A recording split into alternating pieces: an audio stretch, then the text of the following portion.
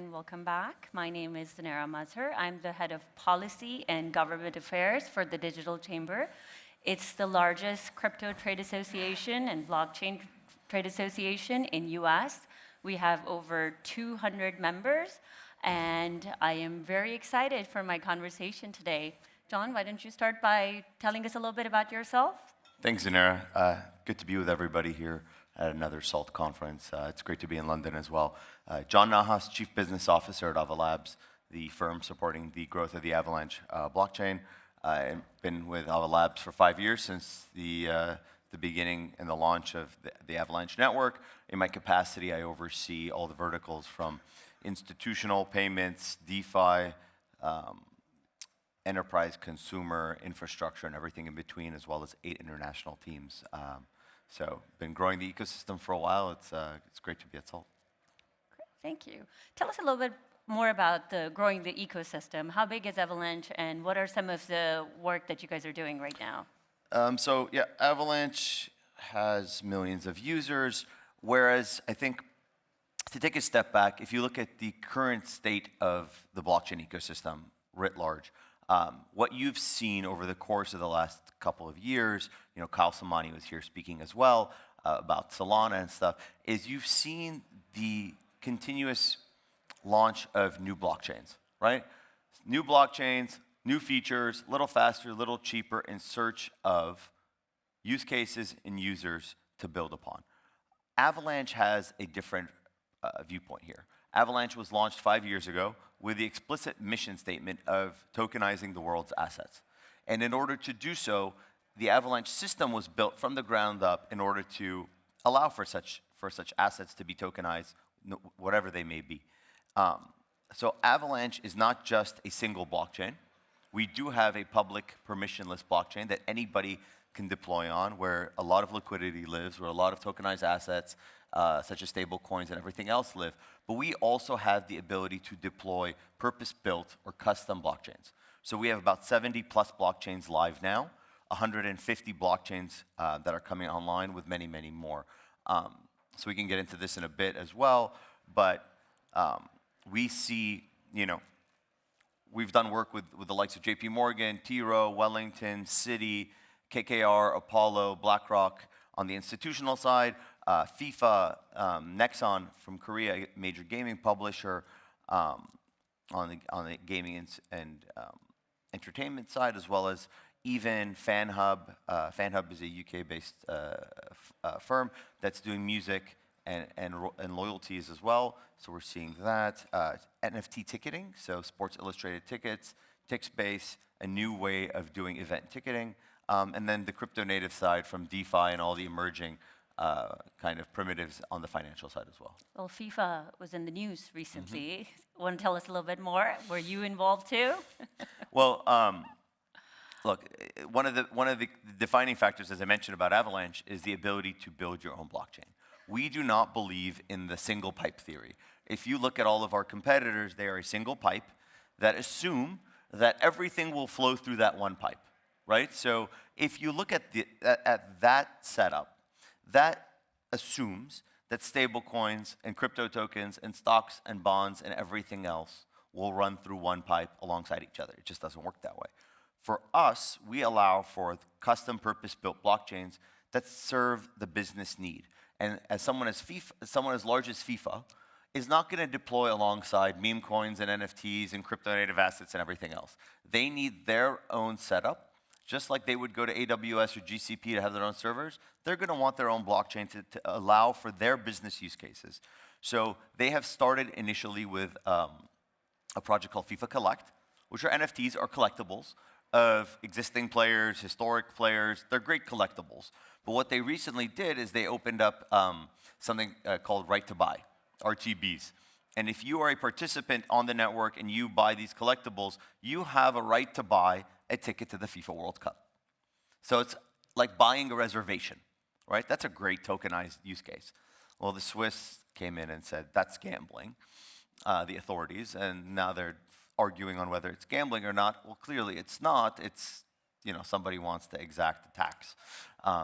And FIFA's saying, this is not a Swiss-based thing. So that situation came up. But people are like, okay, so FIFA's doing collectibles. What else are they doing? I'm not going to give the whole play here, but you can start to assume if FIFA has their own chain that ties into a smart wallet, and I'm a fan anywhere in the world, I can access collectibles, tickets to the World Cup, games, payments, tickets, whatever it may be. The use cases are endless for them, right? So they can own their own economy and tokenize historical players, current players, tickets, and everything in between, and kind of benefit from that. That's great. I think we're talking a little bit about, where are we going? I would love to hear a little bit more about taking a look back. What has worked really well and what hasn't worked? I know there are a lot of people talking about how great it is. Are there any areas that you would like to talk about where it hasn't worked, maybe? Yeah, I actually like to do this because everyone will come up here and tell you that crypto is the future of the world and it's inevitable, and it is. But we have to acknowledge the mistakes that have been made, and nobody wants to acknowledge mistakes.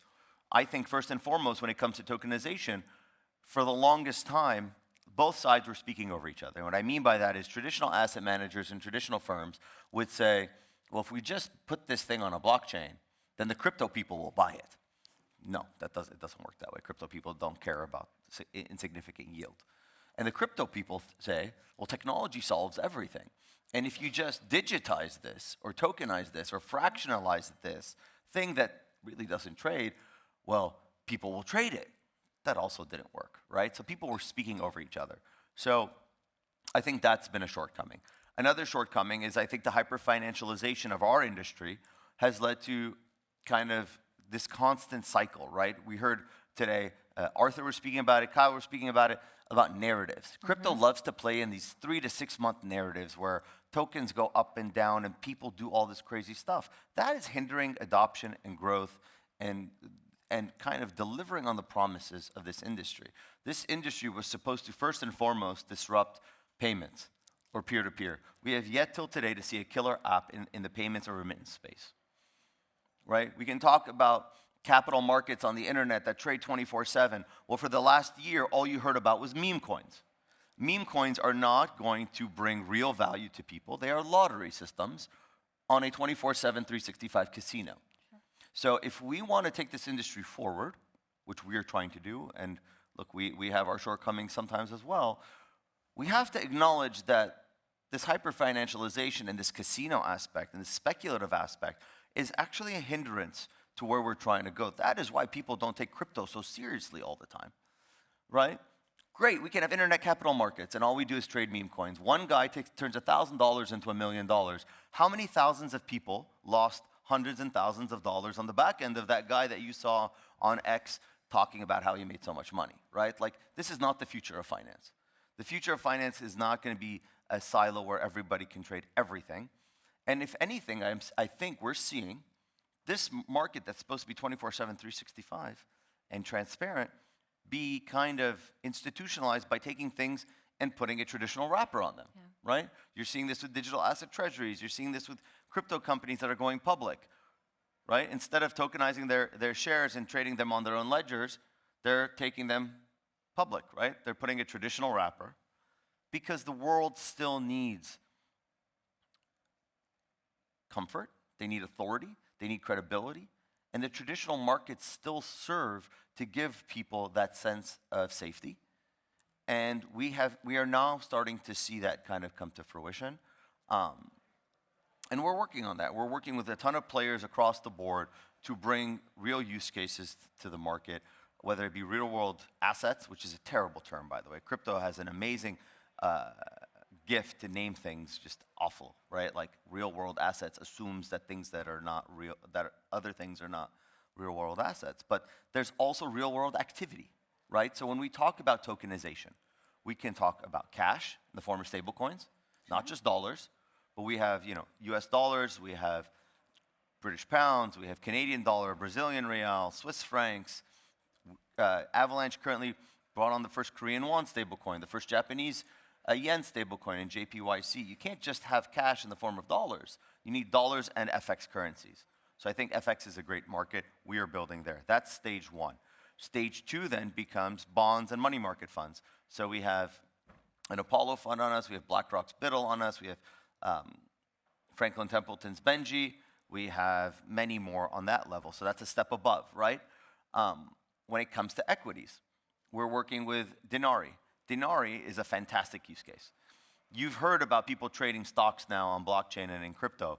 Well, those stocks are not actually stocks. You are trading on the price appreciation or depreciation of that stock through a derivative. You do not have, these guys do not have custody, they do not, this is a typical crypto invention. You want to buy stocks on blockchain, great, you can trade it, great, but you're not buying the stock. Denari has their own blockchain on Avalanche, their own layer 1 blockchain. They have a broker-dealer and an ATS. So they serve effectively as like the DTCC of blockchain, where on their chain, they mint and redeem stocks. Those stocks are held in custody. You get the voting rights, you get the dividends, and you get everything that an owner of a stock gets. And then from their chain, they proliferate it to the Avalanche public blockchain, other public blockchains, and crypto exchanges. So you're seeing this proliferation of US equities and global equities around the world, whereas the other guys are kind of just giving you a derivative of that, but you don't have the ownership. So stocks are there. We're seeing commodities, of course, with gold and others come on chain. I mentioned FIFA, of course. We also have Uptop, so we're working with sports leagues. We have the Detroit Pistons and Cleveland Cavaliers. So their users can earn loyalty and rewards points. These points are tokenized. They can also have value. They can also be redeemed. So you can look up the value chain of all the things that could be digitized. In the future, we can digitize data, identity. I'm looking forward to a team that builds an attention market where you can digitize your attention, right? Right now, advertisers buy ad space to sell you ads. Well, if your attention could be tokenized, and these things could start to build cleaner markets. And we have the rails to allow for all these different use cases to live alongside each other. So tokenization has such a killer use case. You know, you talked about so many user cases right now. When we look at US, we even have some market clarity, you know, compared to 1 or 2 years ago. Why is the mass adoption not happening still at a rapidly fast scale? What are some of the things? Is it still the clarity on the regulation side? Is it education? What are some of the areas where you think that mass adoption is not happening, especially when it comes to tokenization? I would say 3 things. Okay. First is education. An asset that lives on a blockchain is no asset that lives anywhere else. You know, I was speaking to a founder here who was saying, you know, if it's on blockchain in the UK, it's considered crypto. Well, if it's a regulated security, it doesn't matter on what rail it moves on, right? That's like saying everything that happens on the internet is illicit. That's not the case. So there is still an education aspect. Sure. Secondly, the education aspect has to benefit from, I think, what I mentioned, real use cases, real assets, assets that exist, that are regulated, that exist today. You don't need to reinvent the wheel. So regulation does need to come out. I think MiCA has been helpful. The Genius Act is helpful. The Clarity Act would be more helpful. I think what we just need to explain to people is that effectively we went from an analog world to still an electronic world, right? DTCC and SEPA and SWIFT and ACH and all these things are still T+1, 2, 3. By digitizing or tokenizing things, we're just putting them on new rails. They're the same assets. They can follow the same rules. You could build the rule sets into the blockchains to enforce the rule sets and compliance of the jurisdiction or whatever else. We're doing something like that in Saudi right now. And I would say third, this industry needs to wake up a little bit. We keep jumping on these new 3-6 month things. I mean, people now, stablecoins have been all the rage, right? Circle goes public, people make a lot of money, everybody wants to launch a stablecoin, and now stablecoins all of a sudden matter. Well, stablecoins have mattered for the last 5-6 years. If you haven't had a stablecoin strategy for the last 2-3 years, you are way behind now. But this is what we talk about for 6 months. And 6 months from now, it'll be equities on chain, and then it'll be something else. Because the hyper-financialization, the over-reliance on tokens of these single chain networks, that's the way they promote themselves, right? The narrative chase continues. Doesn't allow for the proliferation of assets to be digitized and used in a compliant and cohesive manner. Great.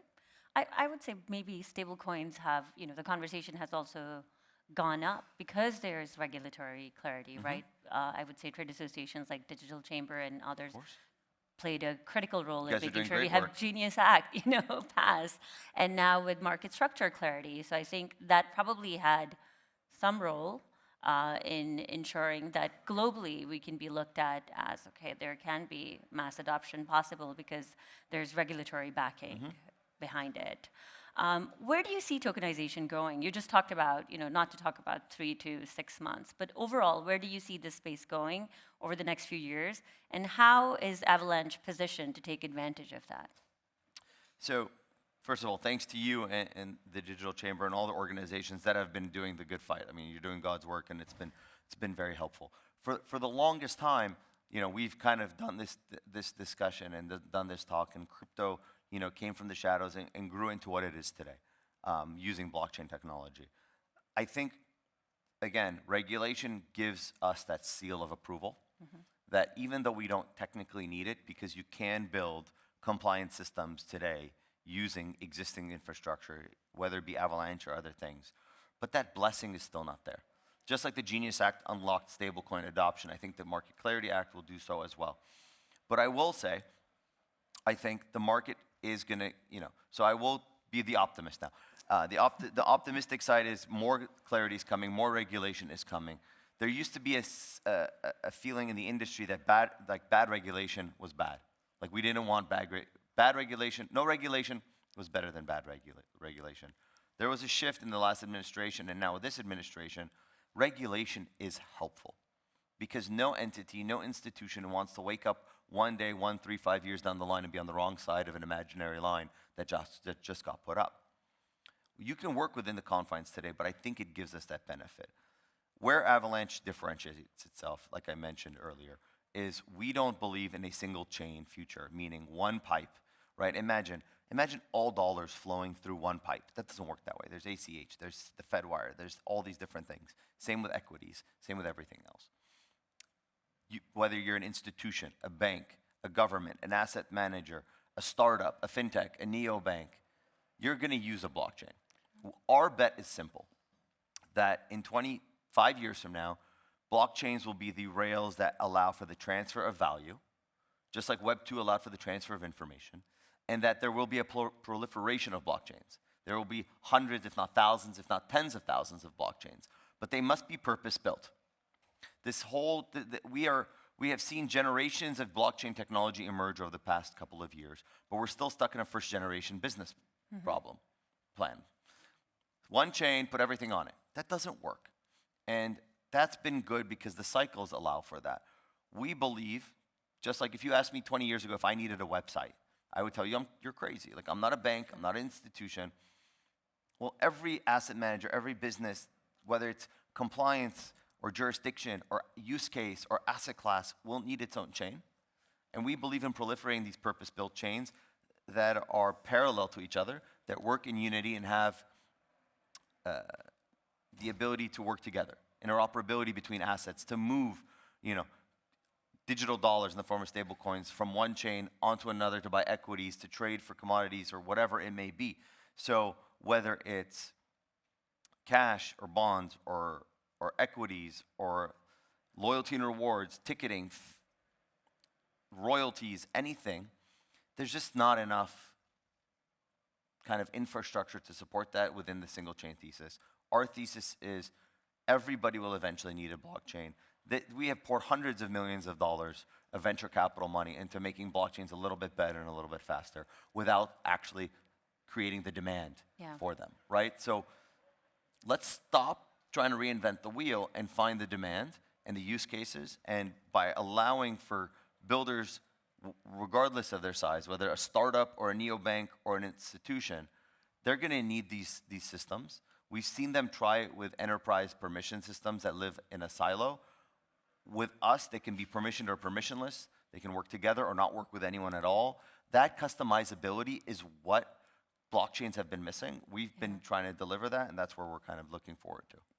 Great. Well, this was a great conversation. Thank you, John, for participating. You, it's great. Thank you so much, guys. Thank you, everyone.